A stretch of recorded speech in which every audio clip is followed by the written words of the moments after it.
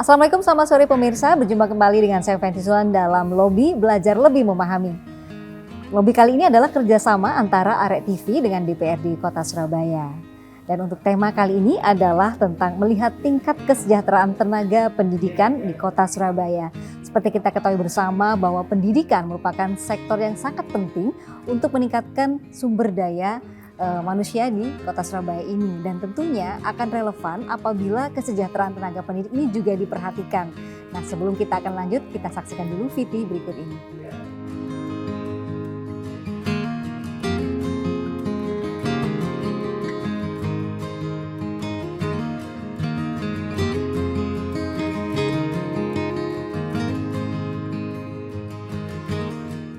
Tenaga pendidikan memegang peranan penting dalam mencerdaskan kehidupan bangsa. Di Kota Surabaya, ribuan guru dan tenaga kependidikan bekerja setiap hari untuk mendidik generasi masa depan. Namun, di balik semangat dan dedikasi mereka, muncul pertanyaan penting, bagaimana sebenarnya tingkat kesejahteraan mereka? Dalam beberapa tahun terakhir, pemerintah Kota Surabaya telah menunjukkan komitmennya untuk meningkatkan kesejahteraan para tenaga pendidik.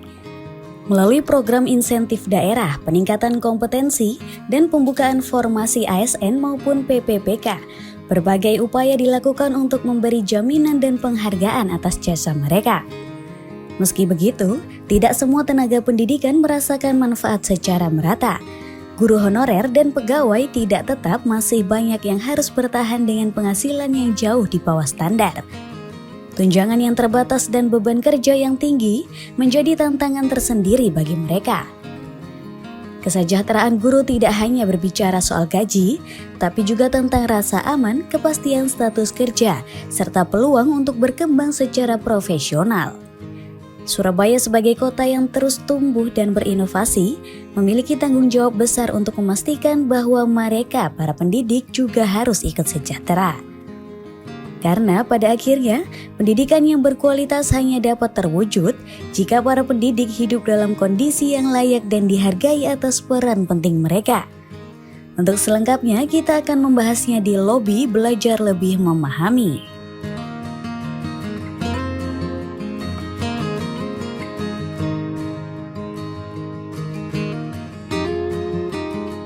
Baik, belum kembali di Lobby Belajar Lebih Memahami, masih bersama saya Fenty Zulan.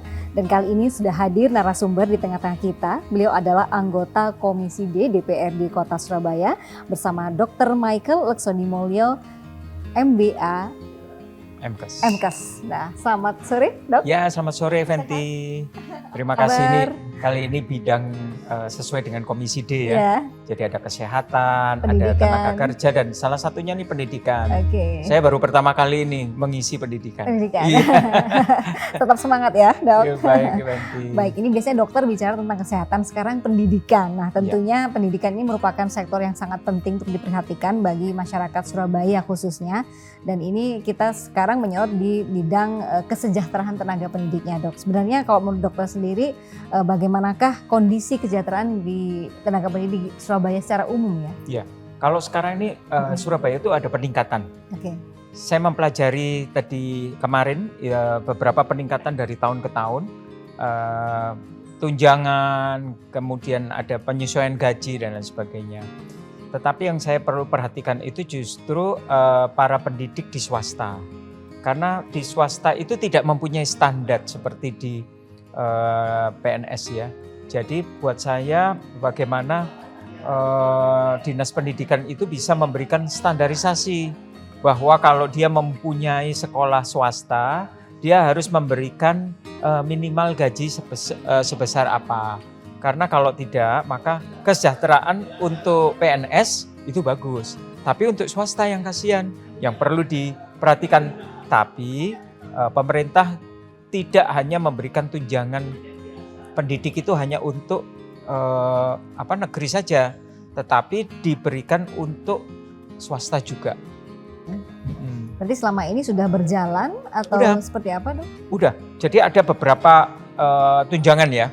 Pertama, tunjangan untuk pendidikan keagamaan. Nah, itu ada 11.675 tenaga pendidik keagamaan di Surabaya. Nah, itu mendapatkan bantuan khusus tenaga pendidikan keagamaan. Kemudian ada lagi, maaf, tunjangan diberikan setiap bulan? iya, atau? iya, diberikan setiap bulan. Dan itu cukup banyak ya, lumayan lah. Kemudian ada lagi bantuan operasi pendidikan daerah atau BOPDA. Ya, dan ini dibayarkan untuk membayar gaji guru honorer. Seperti itu. Kalau yang pasti itu tunjangan kinerja atau tukin. Nah, kalau tukin ini ada yang untuk guru yang tidak tetap. Ini yang paling penting. Kalau yang tetap kan udah sejahtera, udah tertata ya.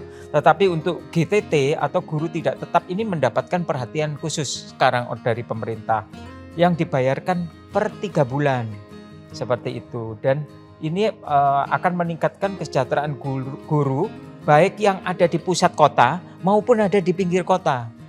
Biasanya yang di pinggir-pinggir itu nggak seberapa mendapatkan perhatian. Dan kali ini dari Dinas Pendidikan saya rasa sangat-sangat meningkat sekali untuk perhatian terhadap kesejahteraan para pendidik. Oke, nah begini Dok, untuk yang masyarakat tadi di pinggir terutama ya, apakah saat ini sudah ada keluhan yang masuk mungkin ke anggota dewan untuk memperjuangkan kesejahteraan mereka seperti apa? Oke, yang saya miris itu kalau guru di daerah pinggiran itu karena muridnya kurang sehingga pendapatan untuk yayasan itu sangat sedikit. Sehingga dia bisa memberikan baik tunjangan maupun gaji itu di bawah sekali dengan guru-guru yang lain. Tetapi kalau ini dipaksakan dengan standar guru-guru yang lain atau yang udah PNS, maka dia tutup sekolahnya karena murid-muridnya udah pada berkurang ini sekarang, Mbak. Seperti itu, Mbak Fenty. Ini apakah memang dari awal memang jumlah muridnya yang berkurang atau ada pengurangan? Sekarang ini kan musimnya ada zonasi, kemudian di tempat-tempat rumah yang terdekat. Nah, ini masyarakat lagi berlomba-lomba untuk bisa menyekolahkan anaknya di sekolah-sekolah favorit ya. Tetapi ada juga yang dia tidak termasuk di dalam zonasi itu. Tetapi yayasan itu lebih dekat daripada dia masuk zonasi yang berbeda, dan ini merupakan satu peluang. Tapi seberapa banyak? Nah, grafik penurunan murid di sekolah-sekolah swasta yang ada di luar sekolah negeri inilah yang perlu diperhatikan. Oke, artinya ada pengurangan jumlah minat siswa yang bersekolah di tempat tersebut, begitu ya? Iya. Nah, untuk pemerintah sendiri apakah sudah mengambil tindakan dengan adanya fenomena ini? Atau langkah-langkah atau mungkin memberikan insentif tersendiri atau seperti apa? Kalau insentif terhadap tunjangan terhadap guru sudah diberikan. Seperti yang tadi yang saya beritahu bahwa ada tunjangan untuk guru-guru swasta dan guru-guru honorer juga diperhatikan. Begitu juga untuk program Surabaya Mengajar yang diinisiasi oleh Pemkot. Nah, itu tuh udah masuk ke kampung-kampung malah. Ya. Kemudian bagi anak-anak masyarakat MBR itu apa? Masyarakat berkebutuhan khusus ya. Bukan. Khusus yang mempunyai kesejahteraan yang kurang di dalam masyarakatnya. Nah, itu juga ada bantuan dari pemerintah di mana anak-anak ini yang usia sekolah tapi dia tidak bisa sekolah, itu oleh pemerintah punya program yang diajarkan di kecamatan, Mbak. Yang ini yang waktu saya diskusi dengan Dinas Pendidikan, hal tersebut sangat menarik. Jadi anak-anak yang pada waktu jam sekolah, tetapi mereka tidak bisa sekolah, dan itu pun mereka mempunyai pendidikan yang rendah. Sekarang ini mau disetarakan, tapi bukan gampang karena mereka itu udah biasa nganggur, biasa bermain, dan nggak bisa diatur. Bahkan cerita-cerita dari guru-gurunya itu sampai gurunya itu bangunin anak itu. Karena apa? Mereka tuh sukanya kan bangunnya tidurnya kemalaman, subuh gitu, bangunnya siang gitu ya. Nah, saya salut sekali dengan guru-guru yang mempunyai hati untuk membuat anak-anak ini bisa diajarkan, walaupun itu tidak banyak. Muridnya cuma 3 atau 5, dan inilah yang bisa meningkatkan mereka. Nah, hal semacam inilah yang saya kepingin Mbak, untuk kesejahteraan guru-guru yang mempunyai hati terhadap anak-anak yang usia sekolah yang tidak mau sekolah. Bukan nggak disediakan loh ya, disediakan cuman anaknya sendiri yang berat, orang tuanya sudah angkat tangan gitu. Nah inilah guru-guru inilah yang saya anggap bahwa mereka ini adalah pahlawan tanpa tanda jasa karena dananya juga cuma sedikit loh. Oke, nah nanti Dok Kasian. kita akan bicara mengenai dana atau anggaran Nggih, itu. nggih. Tentunya ditahan dulu, kita akan bersama kembali setelah yang satu ini.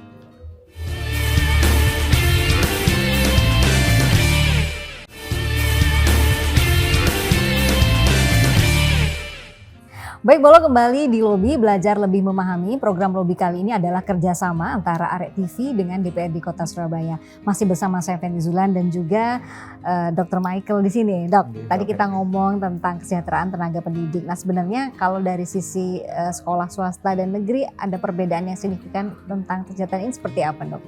Ya, kalau saya sih kalau negeri udah ada jaminan semua ya. Jadi ada jaminan kesejahteraan ekonomi, juga ada kesejahteraan sosial, psikologisnya juga sudah diperhatikan. Faktor-faktor lain itu seperti sarana dan prasarannya udah lengkap. Tetapi hal ini apakah terjadi pada guru-guru swasta? Tergantung dari yayasannya Mbak Fenty. Kalau yayasannya terbatas dan kemampuannya juga terbatas, maka hal ini membuat para pengajar atau pendidik ini mengalami banyak perlu perhatian. Perhatian yang pertama itu adalah kesejahteraan ekonomi. Karena kalau bayangin ya, kalau dia ngajar tapi di dalam kepalanya itu utangnya banyak. Yang ini belum dibayar, itu belum dibayar, maka bagaimana dia bisa memberikan senyuman kepada pendidik anak-anak didiknya. Kemudian yang kedua, cara psikologis. Secara psikologis itu juga sangat penting ya, karena di rumah aja udah stres, udah sumpek gitu ya. Karena apa? Karena kesejahteraannya tidak dijamin. Dan yang berikut adalah pengakuan. Pengakuan itu adalah kesejahteraan sosial kalau nggak salah ya. Jadi dia ada pengakuan oleh masyarakat, malah wong cuman guru-guru ngono tok ae. Nah, hal-hal yang semacam itulah yang kasihan. Padahal dia adalah guru yang berkorban waktu. Kadang-kadang dia meninggalkan anaknya masih kecil hanya untuk karena dia ingin memberikan pengabdian dia sebagai seorang guru.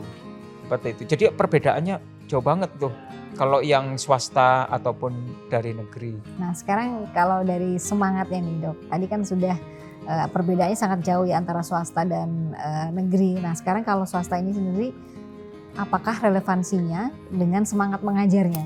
Kira-kira ini sudah bisa kita ambil garis. Iya, kalau yang swasta-swasta yang tempat sekolahnya orang-orang yang punya, orang-orang yang mampu, itu sih lebih sejahtera dari negeri. Lebih sejahtera, ya? Tetapi kan tidak banyak, hanya sekolah-sekolah tertentu. Bagaimana sekolah-sekolah yang didirikan di kampung dengan asas karena dia dekat, dengan asas karena dia juga mempunyai misi, bagaimana supaya anak-anak ini nanti akan masuk di pesantren misalnya, sudah disiapkan itu jauh-jauh hari. Tetapi kan dananya nggak seberapa besar Mbak. Nah hal ini yang perlu kita perhatikan terutama dari Dewan sendiri untuk bisa memperjuangkan sekolah-sekolah swasta yang mengalami kekurangan untuk kesejahteraan gurunya. Dan apa yang perlu diberikan? Ya mungkin diberikan akses untuk pelatihan, untuk bisa mengembangkan diri dari guru-guru ini. Karena agak susah ya kalau saya bilang, kalau dari PNS tentunya dia diikutkan pelatihan apa, pelatihan ini. Tapi kalau swasta, apalagi swasta yang dananya kurang, kalau kita tidak memberikan akses ke dia, maka level dari pengajaran guru ini akan kualitasnya semakin jauh. menurun. Karena apa? Karena standarisasinya udah nggak pernah ikut gitu. Jadi kalau bisa dari Dinas Pendidikan bisa mengundang mereka secara gratis kepada yayasan yang kurang, yayasan pendidikan yang mungkin dirasa kecil, sekolah-sekolah yang mempunyai dana yang mepet gitu ya, itu bisa diberikan fasilitas untuk itu. Agar apa? Gurunya itu bisa naik grade-nya. Oke. Seperti itu. Nah dengan adanya pelatihan-pelatihan tadi diharapkan kan bisa meningkatkan kualitas Betul, tenaga pengajar sendiri, Iya. nanti berakibat pada kualitas siswanya juga semakin meningkat dan orang sekitar juga semakin punya keinginan Berminat. untuk berminat menyekolahkan Iya, anaknya iya. di sana. Tentunya Apalagi gitu. anak didiknya ada yang menjadi juara misalnya. Nah, iya betul sekali. Gurunya menjadi guru teladan walaupun dia di sekolah yang kecil. Tapi dia punya kreativitas yang membuat anak-anak ini lebih senang gitu ya bisa belajar di situ. Dan sekali lagi Dinas Pendidikan harus lebih memperhatikan ini karena mereka berdiri bukan hanya untuk mencari profit, tapi pasti ada tujuan di mana dia menolong anak-anak yang tidak punya, kepada keluarga yang kurang sejahtera. Karena dia mendapatkan tantangan seperti itu, maka sekolah-sekolah yang kecil-kecil itu timbul di sana. Oke, nah dok tadi kita juga menyinggung masalah anggaran. Nah ini sangat menarik sekali. Sebenarnya kalau menurut dokter sendiri, apakah anggaran pendidikan ini sudah sesuai dengan proporsinya atau seperti apa? Ataukah ada kendala? Kalau sekarang ini di sekolah-sekolah negeri nggak ada kendala, Mbak. Bagus sih.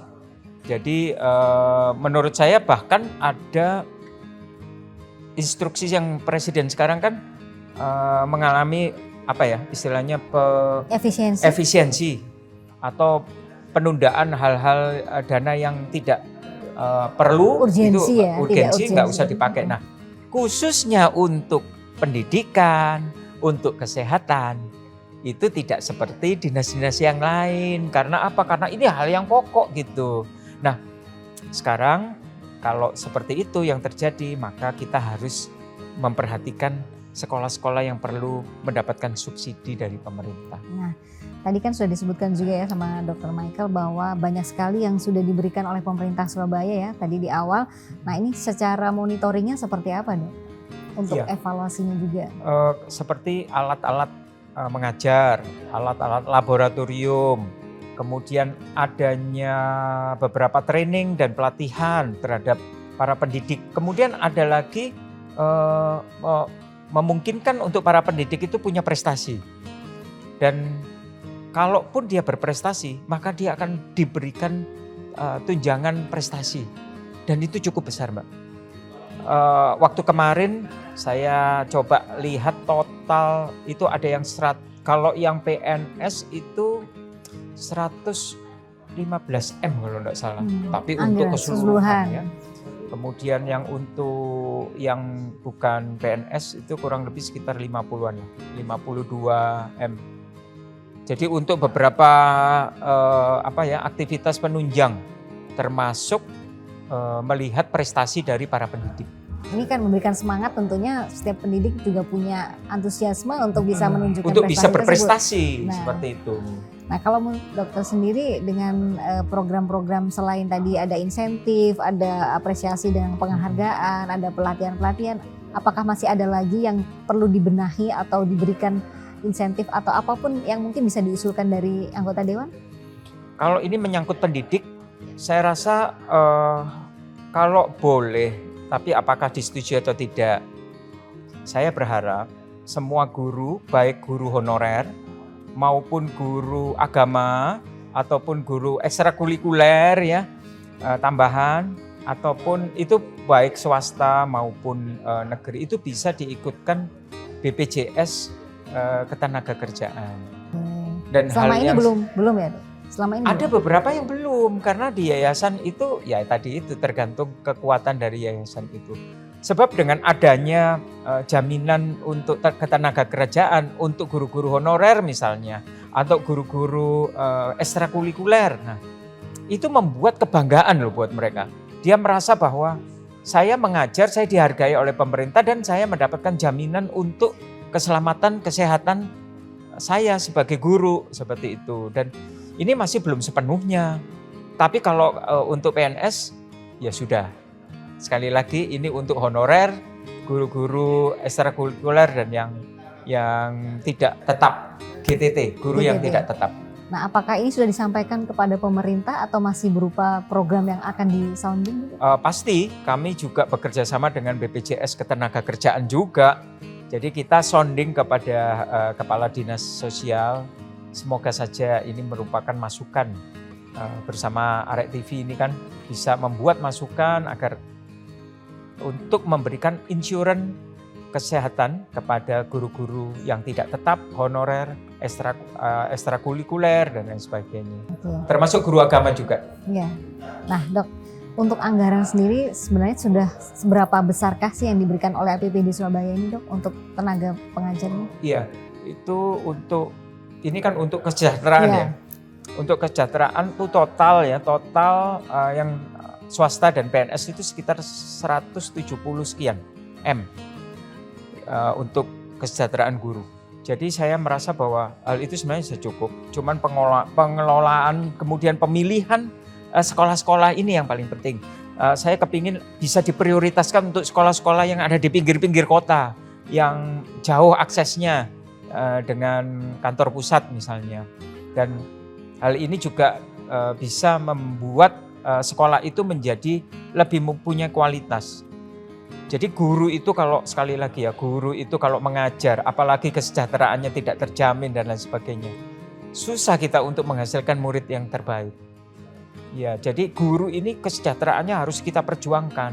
Dan dari DPRD Surabaya ini berkali-kali kita mengingatkan Dinas Pendidikan bahwa tolonglah, terutama untuk sekolah-sekolah yang mungkin kekurangan di dalam dananya untuk operasional. Begitu juga semoga aja ada bantuan untuk pembangunan sekolah-sekolah yang mungkin dirasa membahayakan, Mbak. Karena pernah kan kita baca di media massa, enak-enak sekolah atau atapnya jatuh. Iya. Nah karena apa? Karena nggak ada dana operasional di yayasan itu. Dan itu kebanyakan juga yayasan swasta. Kalau yang negeri belum sampai jatuh kita kan udah ada laporan. Tapi kalau yang sekolah swasta dia laporan dijawab. Dananya belum ada karena muridnya kurang. Iya. Gitu. Nah, Jadi, untuk mengatasi hal tersebut apa yang sudah dilakukan oleh anggota Dewan? saya rasa ini masuk di dalam poinnya Basnas juga ya. Jadi kalau ini bisa diusulkan ke CSR perusahaan atau ke Basnas, ini merupakan suatu solusi. Karena apa? Poin-poinnya juga untuk anak-anak juga, anak-anak kita. Jadi andai kata pun kalau kita menyangkut fasilitas sekolah atau membahayakan atau bangkunya juga tidak layak, aduh masa di Surabaya bisa ada satu bangku bisa diisi 3 orang. Karena yang bangku yang satu kena rayap itu jatuh. Nah hal-hal yang seperti ini nih yang perlu kita sorot.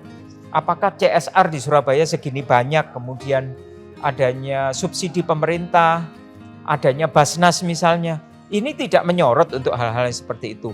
Nah menurut saya hal yang semacam ini bukan hanya keluhan dari sekolah, tapi kejelian media sosial atau media-media TV untuk menyorot hal yang semacam ini. Jadi ngelihat sekolahnya nggak layak lagi, muridnya cuma sedikit, kelasnya mau ambruk. Nah ini yang menjadi concern kita karena di dalam situ ada anak-anak Surabaya yang bersekolah di sana. Oke, kalau dari laporan masyarakat sendiri mengenai guru honorer seperti apa, Dok? Artinya guru honorer ini kan ada yang tidak tetap juga dan belum diangkat secara resmi menjadi guru tetap. Nah, tapi jangan dijawab dulu, Dok. Ya. Kita akan kembali setelah yang berikut ini.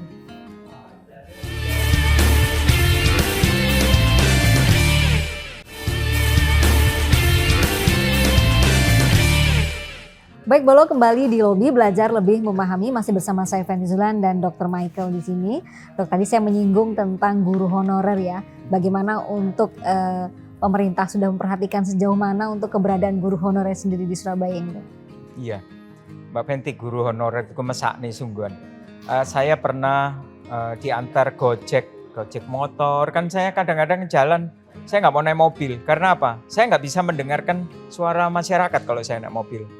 Teman-teman bilang, apa udan-udan kok numpak motor? Lah, karena dari disetirkan oleh supir Gojek atau Grab itu saya bisa mendengarkan kisah penderitaan mereka. Dan saya udah 2-3 kali mendapatkan guru honorer itu menjadi Gojek. Iya, karena apa? Aduh, karena uang kos belum bayar, kontrakan anak sakit, mertua sakit, itu sudah saya dengar sedemikian parahnya. Sehingga pembicaraan mengarah ke BPJS Mandiri menjadi BPJS yang tidak dibayar dan akhirnya menjadi PPI. Padahal sebelumnya mereka juga punya BPJS Mandiri. Itu penurunan ekonomi kemasyarakatan. Jadi buat saya untuk guru-guru honorer ini bolehkah dipikirkan untuk mendapatkan insentif misalnya ke perumahan misalnya ya. Kebutuhan yang penting itu kan tunjangan rumah misalnya atau tunjangan-tunjangan khusus, transportasi dan lain sebagainya. Sehingga ini bisa menolong dari guru-guru honorer ini. Guru honorer itu jangan dikira bisa masuk UMR ya. Namanya aja guru honorer. Dan saya kurang tahu apakah guru honorer itu juga diwajibkan masuk di dalam gaji UMR atau tidak. Apakah guru honorer ini juga mengajar setiap hari ataukah seminggu berapa kali? Karena kebanyakan guru honorer ini mengalami kesulitan di dalam perekonomian mereka. Seperti itu. Sehingga mereka mencari pekerjaan-pekerjaan sampingan yang lain. Ya. Betul. Bagaimana dia bisa mempersiapkan materi pengajaran. Sedangkan pikiran dia, saya mau cari usaha apa lagi untuk menutup kebutuhan keluarganya.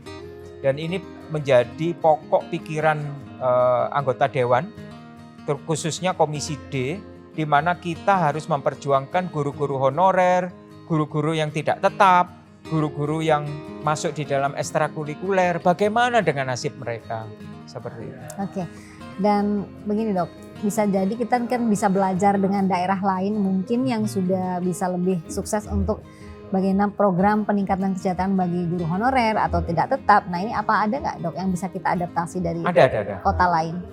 Sebenarnya Surabaya ini sebenarnya sudah cukup bagus ya.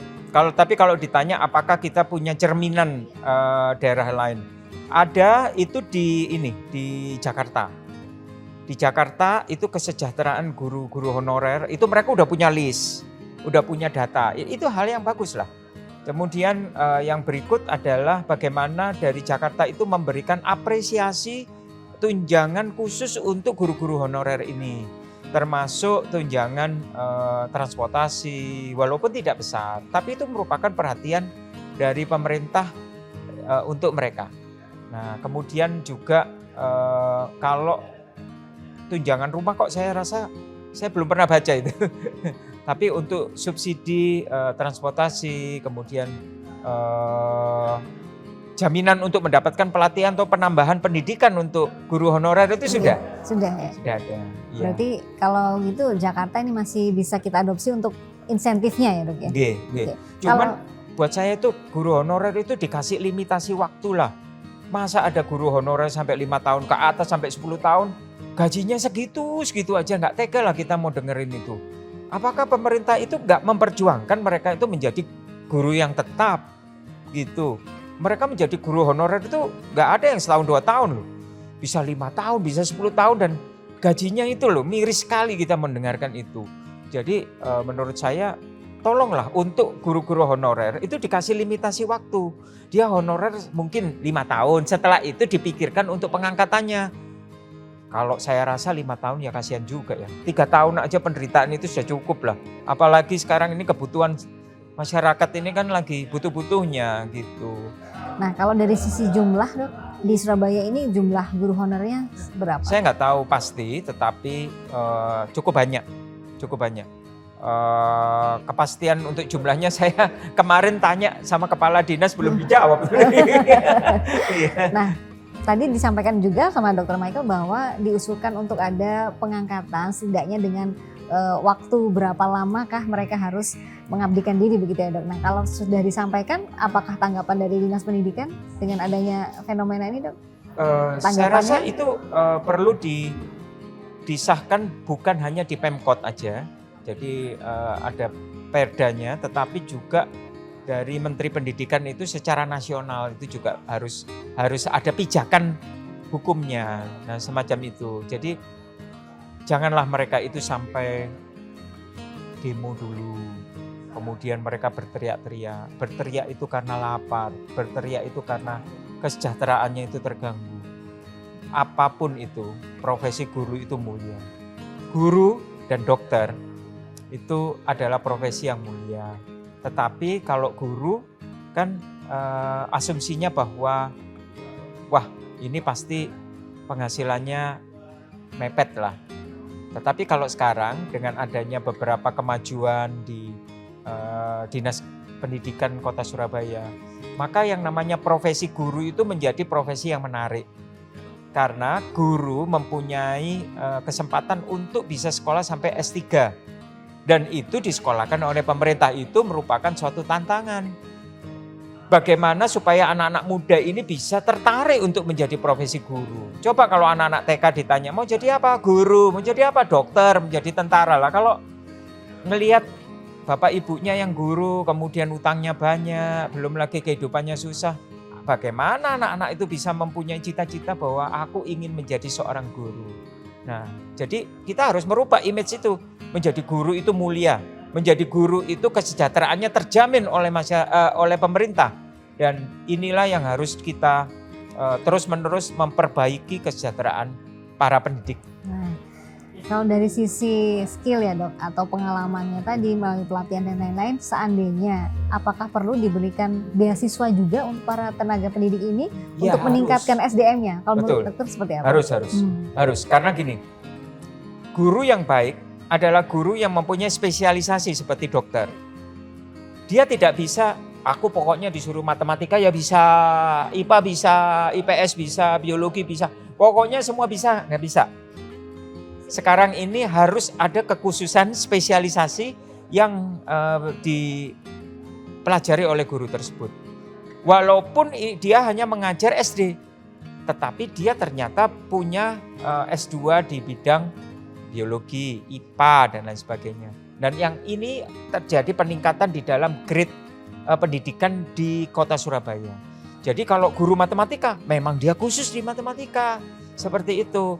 Tapi kalau bisalah guru matematika itu yang menyenangkan lah, jangan yang jahat-jahat. Saya dulu waktu sekolah itu juga loh Mbak Fenty. Ini pengalaman pribadi ya dok? Pribadi. Angka saya itu bagus semua kecuali matematika. Karena apa? Gurunya jahat. Kita belum apa-apa, belum jawab, baru Pak tarik napas salah gitu. Saya belum jawab dibilang salah, belum lagi dihukum lagi. Pokoknya kenapa kalau guru matematika tuh harus stylenya tuh killer gitu. Stylenya itu rasanya mau marah-marah gitu. Kenapa kalau guru agama baik, iya nak gitu kan. Kalau boleh ada standar lah kita kalau ngajar anak SD. SD itu kan dia merupakan punya cita-cita yang bisa dipegang. Mbak. Jadi saya dulu itu kepingin jadi dokter tuh mulai dari SD sudah. Karena apa? Saya seneng sama yang namanya IPA. Saya seneng yang namanya biologi gitu. Tapi saya paling nggak seneng matematika. Kembali lagi gurunya bencek nih Pol. Iya. Jadi Dr. Michael setuju ya bahwa ada peningkatan kualitas di tenaga pendidik itu bisa juga diberikan beasiswa. Jadi tidak hanya insentif berupa uang, tapi beasiswa ini untuk justru meningkatkan kualitas tenaga pengajar itu sendiri. Nah, kita akan lanjut bincang-bincang setelah yang satu ini.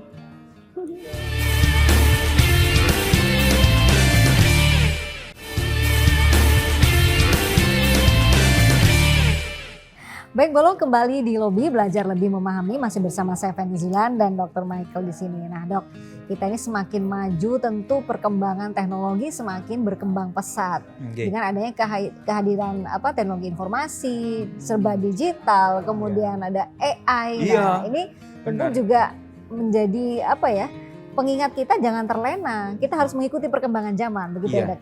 Bagaimana kalau menurut Dok sendiri sebagai tenaga pengajar nih harus punya strategi apa ini Dok? Iya. Jadi yang namanya sekarang ini teknologi abad 21. Untuk seorang guru itu juga harus belajar lah. Ya, para guru walaupun aku lo wis tua biasanya gitu. Aku ki gaptek gitu. Gaptek kok sombong. Jadi gaptek itu jangan sombong. Gaptek itu harus belajar. Belajar sama siapa? Cucunya. Anaknya juga gaptek. Gitu. Ya. Jadi istilahnya kita harus mengikuti abad 21. Abad 21 itu bisa cucu, bisa cicit. Dan jangan sampai keberadaan kita itu digantikan oleh AI. Karena bagaimanapun juga tonjolan kita itu adalah emosional kita, pendekatan kita dengan murid. Jadi kalau kita tidak punya mengajarkan etika, moralitas, itu tidak bisa diajarkan di AI. Itu sentuhan seorang guru kepada muridnya. Tapi jangan terlalu deket Mbak, sampai video sure muridnya sama gurunya saking deketnya itu mungkin banyak sekali jangan sampai kayak gitu. Itu susah itu untuk mau diterangkan etika dan moralnya itu ya. Nah, tetapi guru yang baik adalah guru yang mengerti satu persatu psikologi dari murid-muridnya. Untuk bisa mengerti psikologi dari murid-muridnya tentunya dia harus sejahtera Mbak. Sebab apa? Kalau dia sudah pikirannya itu senang, keluarganya baik, cukup, nggak ada hutang dan lain sebagainya, maka dia bisa mempelajari karakter tiap-tiap murid. Dan yang kedua juga adanya peningkatan kualitas guru. Jangan sampai terlena, oh saya lulusan S1, yang S3 itu banyak sekali. Jadi jangan karena S1 udah sombong, udah cukup. Karena apa? Kalau kita hanya S1, kita mungkin hanya mengerti satu titik saja. Tetapi kalau kita S2, titik itu bisa lebih ke dalam lagi sehingga anak-anak itu bisa mempelajari mengapa diberikan sistem pengajaran seperti itu. Tetapi kalau S3 itu sudah super khusus untuk perhatiannya. Mengapa? Karena saya sudah studi seperti itu. Dan sekali lagi, anak-anak SD itu juga sekarang ini pertanyaannya sudah bukan hanya kepada orang tua, kepada guru, tapi kepada komputer. Dia lebih banyak bertanya kepada komputer daripada ke gurunya. Dan pada waktu dia diskusi dengan gurunya, dia menggunakan jawaban dari komputer itu ke gurunya, dan gurunya tidak update Mbak. Dan hasilnya diskusi itu jadi metel, istilahnya bulet ya di situ aja. Gurunya bilang, sudah nak, kowe iki murid, sing penting nurut to mbek aku lo gurumu, kan gitu. Karena apa? Sudah enggak tahu, gurunya sudah enggak bisa mengikuti metode pendidikan yang sekarang, yang tren sekarang.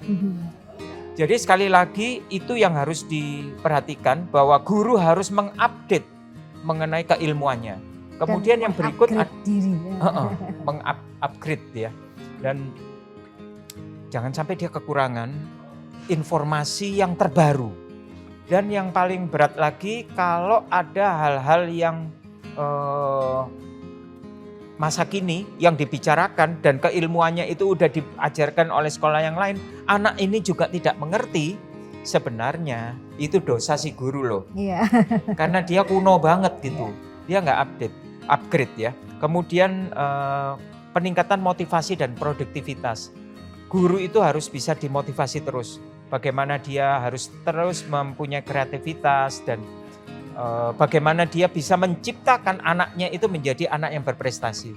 Satu anak berprestasi di dalam satu sekolah, walaupun sekolah itu ada di pinggir kota, dia akan diuber oleh orang tua siswa. Karena apa? Karena orang tua siswa melihat bahwa bukan kemegahan dari sekolah, tapi kepandaian si guru ini bisa mengajarkan keilmuannya lebih cepat daripada guru-guru yang di sekolah yang lainnya. Kemudian yang kedua, guru itu tidak, stylenya sekarang itu harus yang ya seperti yang zamanku itu, semua guru itu kayak kereng gitu loh. Jadi kayak orang jahat-jahat gitu. Kalau enggak gitu enggak berwibawa katanya. Komisnya dibikin yang tebel-tebel gitu. Selamat pagi gitu. Kalau sekarang kan anak-anaknya disapa. Bagaimana ibumu, sehat-sehat loh. Kan kita sebagai murid itu menjadi, wah ini bukan atas dan bawah, tetapi ini sudah menjadi sesuatu yang hubungan yang luar biasa. Kemudian guru-guru itu juga harus mempunyai perhatian kepada muridnya. Mungkin dia mempunyai kekurangan di bidang-bidang tertentu, tetapi karena guru ini jeli ya, karena dia mengupgrade tadi sekolahnya, dia jeli melihat bahwa anak ini mempunyai kelemahan di bidang ini. Tetapi kelebihannya ada di bidang yang lain. Misalnya, mengapa kok orang-orang selalu berpikiran matematika harus bagus, IPA-nya harus bagus, fisikanya bagus loh. Apa enggak berpikiran bahwa anak itu ternyata lebih senang ke seni. Ke seni musik, gambar dan lain. Akhirnya anak ini sukses loh dalam hidupnya pada waktu dia menjalankan ke talenta dia di bidang seni. Ini perlu kejelian dari si guru loh Mbak. Kalau guru itu yang penting aku ngajar, yang penting tak absen, habis selesai pulang. Wah, dia tidak akan mendapatkan generasi Indonesia yang terbaik. Karena dia kalau melihat bahwa anak ini potensi di olahraga, maka guru ini akan membuat anak ini menjadi atlet olahraga mewakili sekolahnya dan juara. Setelah itu, sekolah itu ditulis bahwa dia telah menciptakan berapa atlet, berapa seniman, berapa orang-orang yang penting yang dihasilkan dari sekolah itu prestasi, Mbak. Dan ini dari guru-guru yang mau meningkatkan keilmuannya di dalam pengajaran. Ya. Dan untuk organisasinya seperti apa, Dok? Nah, organisasi lah ini penting. Ya, organisasi ini juga harus memperjuangkan beberapa guru yang lemah. Mungkin dia lemah di dalam perekonomian keluarga atau lemah di dalam mungkin aksesnya jauh, Mbak. Jadi rumahnya di sini, kemudian akses mengajarnya jauh banget, sehingga dia dana untuk transportasinya itu kurang. Sudah gajinya kurang, ada dana transportasinya juga berat. Kalau dia nggak mau, dia juga nggak diterima sebagai guru di tempat itu. Nah, harusnya organisasi guru itu bisa memperjuangkan akses demografinya. Rumahnya di mana, dia mengajarnya di mana. Sehingga dia tidak begitu menghabiskan dana untuk transportasi, itu udah menolong. Kemudian yang kedua, organisasi guru juga harus memperjuangkan jaminan kesehatan guru. Yang tadi saya bilang jaminan BPJS Ketenagakerjaan. Nggak mahal, Mbak, cuma 20.000, 25.000 bener. Bahkan dari Ketenagakerjaan sekarang ini menganjurkan pembantu rumah tangga harus diikutkan ke BPJS Ketenagakerjaan. Seperti itu. Kalaupun dia ada kecelakaan pada waktu bekerja sudah ada jaminan. Apalagi guru kita, guru-guru honorer, guru-guru yang tidak tetap. Dan ini siapa yang memperjuangkan? Dinas Pendidikan dan Dinas Organisasi Guru. Seperti itu. Bukan ngadakan arisan, ngadakan acara, halal bihalal, ya itu perlu. Cuman ada hakikinya yang paling penting untuk memperjuangkan kesejahteraan guru ini. Ya semoga aja lah untuk ke depan kami akan mengadakan pengawasan dari Dewan Pengawasan yang lebih baik lagi untuk kesejahteraan guru. Baik, Dok, kita akan lanjutkan setelah yang satu ini.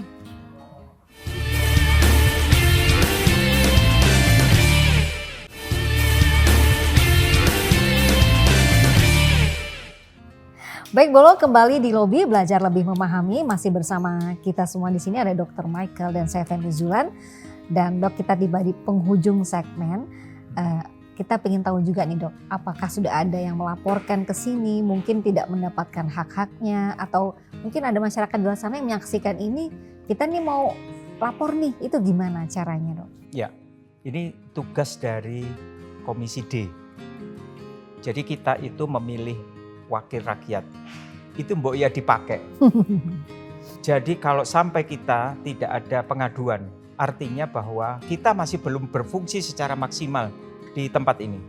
Oleh sebab itu, marilah kita, karena ini topiknya adalah kesejahteraan guru, mungkin bila para guru, baik honorer, baik PNS, baik guru swasta maupun guru negeri, yang mempunyai permasalahan di dalam misalnya pembayaran gajinya, kenapa ditahan belum keluar, kemudian ada beberapa tunjangan yang belum keluar, nah itu diselesaikan dulu di internal.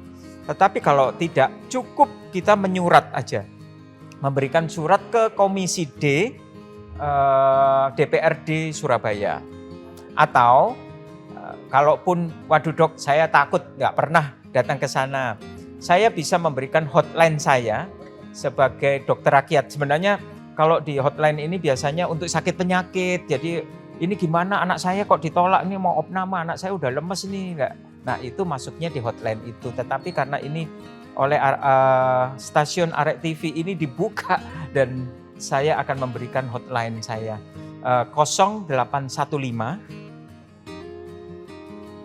5678 910. Ya nanti ditulis ya di bawah. Dan apa yang perlu dilakukan di sini bila Anda seorang guru, Anda merasa bahwa ada beberapa hal yang perlu dibahas mengenai haknya. Jadi misalnya saya udah mengajar, Dok, udah 6 bulan, 8 bulan, tapi gajinya udah sedikit nggak keluar-keluar lagi gitu, bagaimana? Atau adanya tunjangan yang mungkin harusnya keluar tapi tidak keluar. Atau ada potongan-potongan yang sering itu. Sudah gajinya kecil, tunjangannya kecil, tapi potongannya gede. Lah potongannya ini buat apa? Nah ini bisa dimasukkan ke dalam hotline tadi. Atau yang paling bagus itu menyurat, Mbak. Karena kalau menyurat maka kami akan mengundang pihak terkait itu bertemu langsung.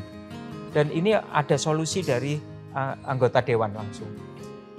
Kemudian yang kedua, bisa juga untuk bagaimana mengusulkan untuk upgrade ya.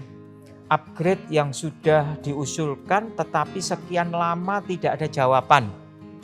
Padahal saya ini membutuhkan ini untuk sekolah saya yang perlu juga diangkat akreditasinya. Jadi ini yang perlu kita laporkan secara tertulis. Kirim aja ke Komisi D DPRD Surabaya.